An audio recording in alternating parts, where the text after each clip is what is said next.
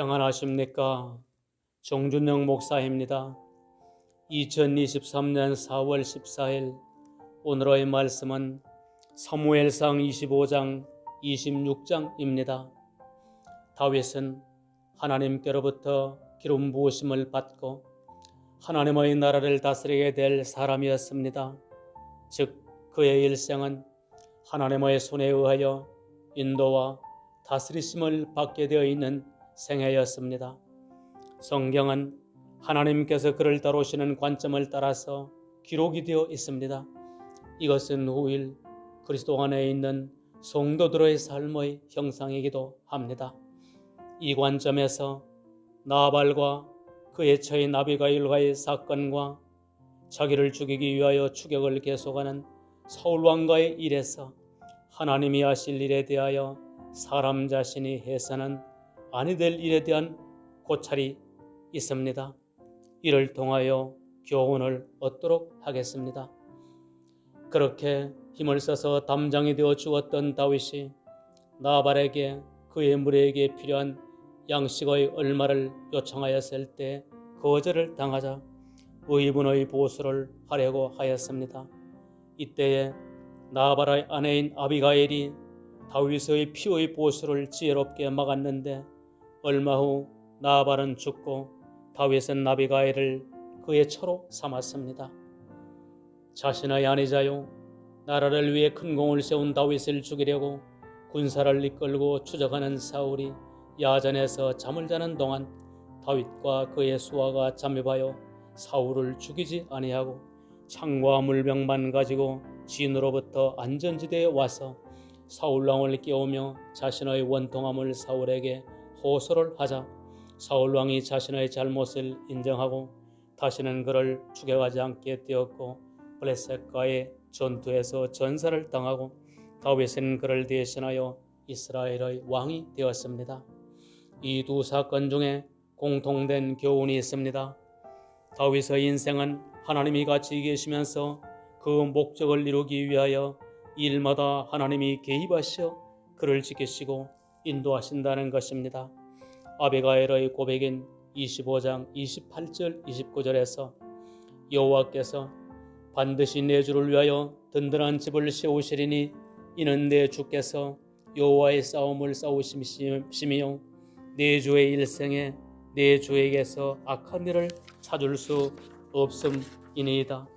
사람이 일어나서 내 주를 쫓아 내 주를 찾을지라도 내 주의 생명은 내 주의 하나님 생명싸개 속에 쌓였을 것이요 내 원수들의 생명은 물매로 던지듯 여호와께서 그것을 던지시리다 라고 하였고 12절에서 다윗이 사울의 머리 곁에서 창과 물병을 가지고 떠나가되 깨든지 이를 보든지 알든지 하는 사람이 없었으니 이는 여호와께서 그들로 깊이 잠들게 하셨으므로 그들이 다 잠이었더라 하였고 25절에서 내가 큰 일을 행하겠고 반드시 승리를 얻으리라 라고 하심과도 같습니다.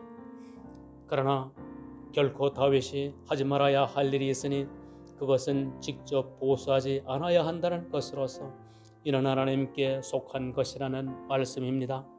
아비가일과 다윗의 대화 중에 그 진리가 표현되고 있습니다.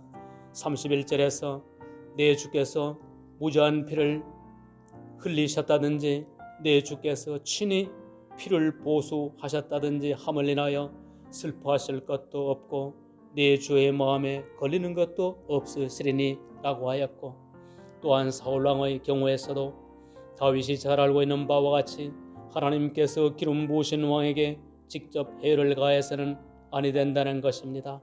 26장 8절에서 12절에서 아비새가 다윗에게 이르되 하나님이 오늘날 당신의 원수를 당신의 손에 붙이셨나이다.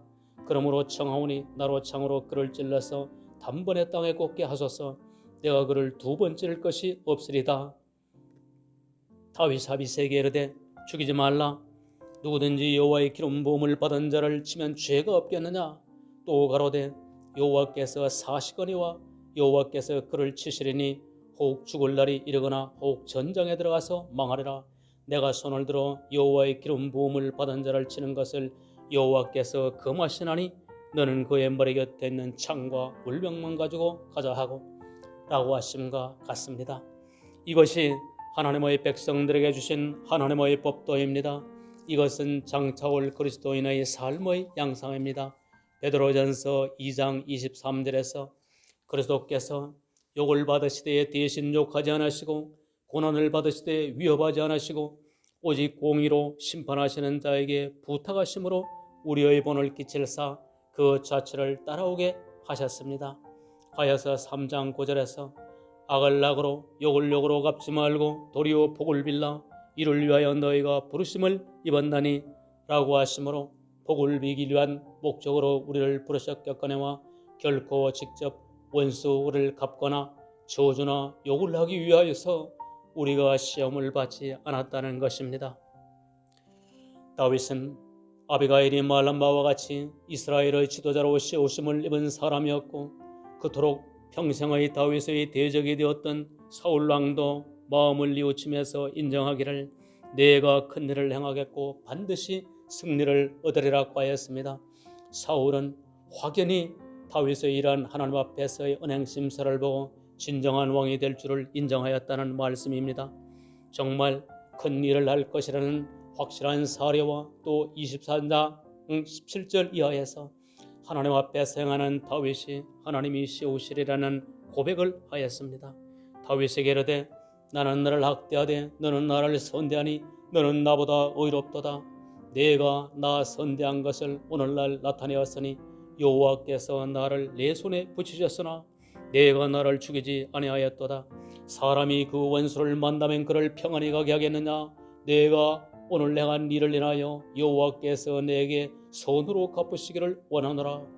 보라, 나는 내가 반드시 왕이 될 것을 알고 이스라엘 나라가 내 손에 견고히 있을 것을 아노라 라고 인정하게 되었던 것입니다. 다윗이 이러한 그 대적이었던 왕에게도 나발의 아내인 아비가일에서도 보였던 그 도량이 어디에서 나왔던 것입니까? 25장 26절에서 여호와께서 살아계신다 라고 아비가일의 말을 통하여 또 26장 10절에서 다윗도 여호와께서 사시거니와 라고 하신 대로 성경은 하나님이 살아계시어 살피시고 관여하고 계신다는 것입니다. 다윗은 하나님의 살아계심을 알고 또 역사하고 계심을 믿음으로 그 행보를 하였던 것입니다. 과연 그렇게 마음과 힘을 다하여 보살펴 주었던 나발에 대하여 개의치 않았더니 25절 38절에서 보이신 바와 같이 한열흘 후에 여호와께서 나발을 치시니 그가 죽으니라고 하였습니다. 또한 하나님께서 아비가일과 같이 총명하고 아름다운 여인이 다윗의 아내로 얻게 하셨는데 만일 다윗이 직접 나발을 보수하여 피를 보았다면 결코 아비가일의 마음을 얻을 수가 없었을 것입니다. 아비가일은 분명히 다윗과 함께 하시는 하나님의 손길을 보았고 다윗의 청혼을 바로 받아들였던 것입니다. 이 사건은 하나님이 친히 다윗을 위하여 역사하고 계셨던 것을 보여주시는 말씀이십니다. 사울왕의 경우에도 다윗이 직접 손을 대지 않았으나 하나님께서 그를 블레셋과의 전쟁에서 전사하게 하셨고 사울의 죽은 후 이스라엘의 군웅들이 속속 다윗에게 귀순하여 와서 무혈 통일의 대업을 이룰 수가 있었던 것으로 하나님께서 친히 개입하셨다는 것을 성경은 말하고 있습니다. 이와 같이 그리스도인의 삶은 하나님이 주관하시고 때마다 일마다 개입하시는 삶으로서 복을 비는 삶이 겠거니와 결코 직접 보수하는 것은 금하여졌다는 것입니다.